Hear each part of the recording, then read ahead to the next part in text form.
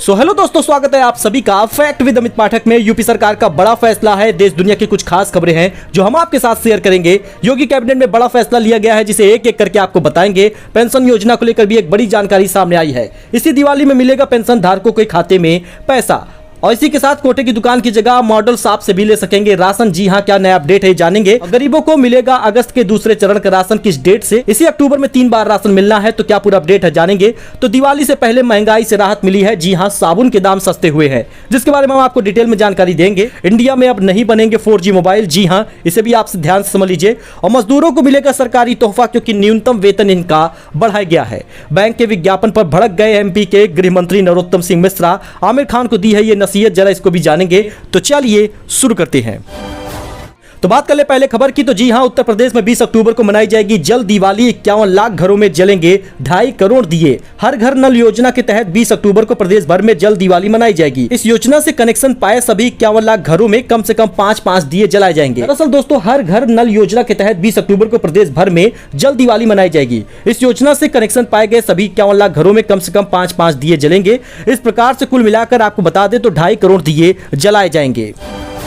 इसके साथ ही सीएम योगी ने बलरामपुर के गांव में लैंड करवाया हेलीकॉप्टर। कहा बाढ़ से बर्बाद फसल का देंगे मुआवजा। दरअसल उत्तर प्रदेश के बाढ़ग्रस्त जिलों का दौरा करने के बाद सीएम योगी आदित्यनाथ ने बुधवार को बलरामपुर के एक गांव में अपना हेलीकॉप्टर उतरवाया। यहां उन्होंने जानकारी दी कि मंत्री समूहों को जिलों में भेजा गया है। जनप्रतिनिधि सारा काम स्थगित कर राहत सामग्री वितरित करने में लगे हैं। मुख्यमंत्री योगी आदित्यनाथ ने हवाई सर्वे पर बाढ़ का जायजा लिया। उतरौला रोड पर मझौवा गांव के पास हेलीकॉप्टर उतरवाकर बाढ़ प्रभावितों को राहत सामग्री किट भी बांटी। जिनका भी कुछ भी बर्बाद हुआ है उनको मुआवजा मिलेगा। सरकार इसके लिए सभी का डेटा ले रही है। आज हमारे पास सीएम योगी को राजनीति में मिला Indian of the year award. CM ने जनता को किया समर्पित। मीडिया समूह CNN न्यूज 18 की ओर से प्रदेश के मुख्यमंत्री योगी आदित्यनाथ को Indian of the year award से सम्मानित किया गया। योगी को राजनीति श्रेणी में उनको शानदार काम के लिए यह सम्मान मिला है। वहीं पर मुख्यमंत्री योगी आदित्यनाथ ने अवार्ड को प्रदेश की 25 करोड़ जनता को समर्पित करते हुए कहा कि इस सम्मान के असली हकदार प्रधानमंत्री नरेंद्र मोदी है। वहीं पर मोदी सरकार का रेलवे कर्मचारियों को तोहफा। जी हां, 11,27,000 लोगों को मिलेगा दिवाली बोनस। केंद्रीय मंत्री अनुराग ठाकुर ने बताया 11,27,000 कर्मचारियों को 1,08,032 करोड़ का 78 दिन का परफॉर्मेंस लिंक बोनस दिया जाएगा, जो कि दिवाली बोनस है। इसी के साथ कुछ अन्य अहम घोषणाएं भी की गई हैं। सरकार ने दिवाली से पहले रेलवे कर्मचारियों को बड़ा तोहफा दिया है। दिवाली तोहफे के तौर पर कर्मचारियों को 78 दिनों का बोनस मिलेगा।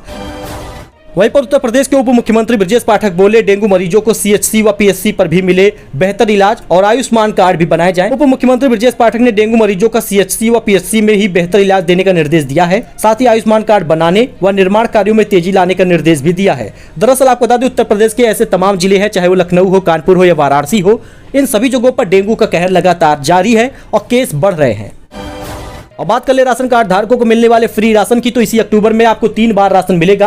अब आपको बता दें 12 अक्टूबर तक तो राशन मिल चुका है। अब ये आपको डेट नहीं बढ़ाई जाएगी। और गरीबों को 14 अक्टूबर से, यानी इन्हीं राशन कार्ड धारकों को 14 अक्टूबर से मिलेगा निःशुल्क चावल। आपको बता दें दोस्तों, अगस्त के दूसरे चरण का ये राशन है जो अभी तक नहीं वितरित हो पाया और अक्टूबर के 14 तारीख से मिलेगा। आपको बता दें उत्तर प्रदेश के जिले सुल्तानपुर में PMJKY योजना के तहत अगस्त माह के सापेक्ष आवंटित राशन वितरण के लिए रोस्टर जारी कर दिया गया है, जिसके तहत कार्ड धारकों को 5 किलो प्रति यूनिट की दर से निःशुल्क चावल वितरित किया जाएगा। यानी अगर आपके राशन कार्ड में 6 लोग हैं तो 30 किलो चावल मिलेगा, 7 लोग हैं तो 35 किलो चावल मिलेगा। अगर आप अंत्योदय राशन कार्ड धारक है तो आपको प्रति यूनिट पर 1 किलो चीनी दी जाएगी, यानी कि 20 रुपए प्रति किलो का दाम से चीनी आपको मिलेगा।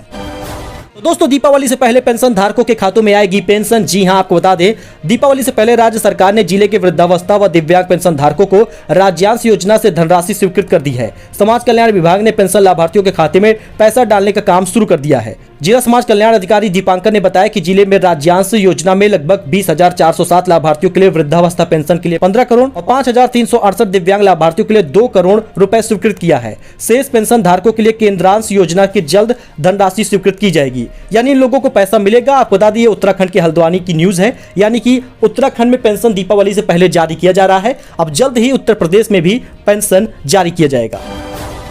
वही दोस्तों, फर्जी ढंग से पेंशनधारी निकाल रहे हैं पैसा तो उनके ऊपर होगा एफआईआर। निदेशक ने दिया है कड़ा निर्देश। ये उत्तर प्रदेश की खास खबर है जो आपके साथ हम शेयर कर रहे हैं। दरअसल फर्जी ढंग से पेंशन राशि निकालने वालों के खिलाफ कार्रवाई की जाएगी, रिकवरी भी की जाएगी। ऐसे लोगों के खिलाफ एफआईआर दर्ज भी कराने का निर्देश दिया गया है। उत्तर प्रदेश में पेंशनरों के निधन के बाद भी फर्जी ढंग से पेंशन राशि निकालने वालों पर अब एफआईआर कराई जाएगी। दरअसल आपको बता दें, किसी भी व्यक्ति की यानी पेंशन धारक की मृत्यु हो जाने के बाद भी ये सूचना नहीं दी जाती कि पेंशन धारक की मौत हो गई है और एटीएम के जरिए पैसा निकाला जाता है। तो ऐसे में अब रिकवरी की नोटिस मिलेगी और एफआईआर भी दर्ज होगा।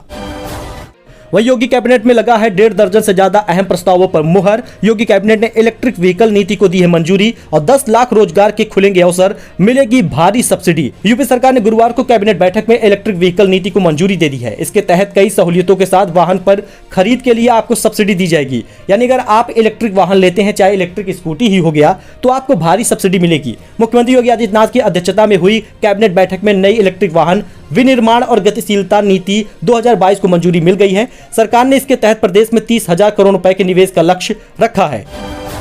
अच्छा, अगर आप भी कोटेदार के यहाँ पे जाकर राशन लेते हैं तो अब आपको मॉडल शॉप में भी राशन मिलेगा। यानी सरकारी राशन आपको मॉडल शॉप पर मिलेगा। मॉडल शॉप की तर्ज पर विकसित होगी राशन की दुकानें। यह आपको बता दें उत्तर प्रदेश के सभी जिलों में लागू होगा। फिलहाल आपको बता दें, कार्ड धारकों को अनाज लेने के लिए राशन डीलर के घर चक्कर लगाने पड़ते हैं। दरअसल अभी तक राशन की दुकान डीलरों के घर या उनकी निजी जमीन पर ही होती है, लेकिन अब यह व्यवस्था बदलने जा रही है। राशन की दुकान अब मॉडल शॉप कहलाएगी। फिलहाल जिले में पहले चरण में 75 मॉडल शॉप विकसित होने जा रहे हैं। आजादी के अमृत महोत्सव के तहत शासन के निर्देश पर डीएम ने हाल ही में पत्र जारी किया है, जिसमें 75 उचित दर की दुकानों पर मॉडल शॉप के रूप में विकसित करने का निर्देश दिया गया है। 4000 यूनिट पर एक दुकान का निर्माण किया जाएगा। ग्राम पंचायतों में पंचायत भवन और शहरी क्षेत्रों में सामुदायिक भवनों के पास इन दुकानों के निर्माण की प्राथमिकता दी गई है। महंगाई से राहत, घटने लगी है रोजाना इस्तेमाल होने वाली सामानों की कीमतें। शुरुआत हुई है साबुन से।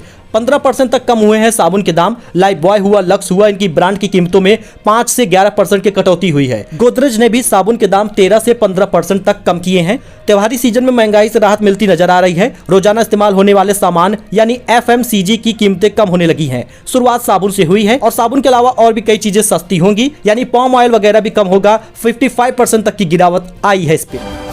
दोस्तों, वहीं पर नोटबंदी को लेकर एक बड़ी खबर सामने आई। जी हां, नोटबंदी पर केंद्र और आरबीआई को नोटिस मिली है। सुप्रीम कोर्ट ने कहा 9 नवंबर तक बताएं किस कानून से 1000 और 500 के नोट बंद किए गए। 5 जजों की पीठ संविधान पीठ ने सुनवाई की। याचिकाकर्ताओं की दलील है कि भारतीय रिजर्व बैंक अधिनियम की धारा 26(2) केंद्र सरकार को एक खास सीरीज के करेंसी नोटों को रद्द कराने का अधिकार देती है, न कि संपूर्ण करेंसी नोट को बंद करने का।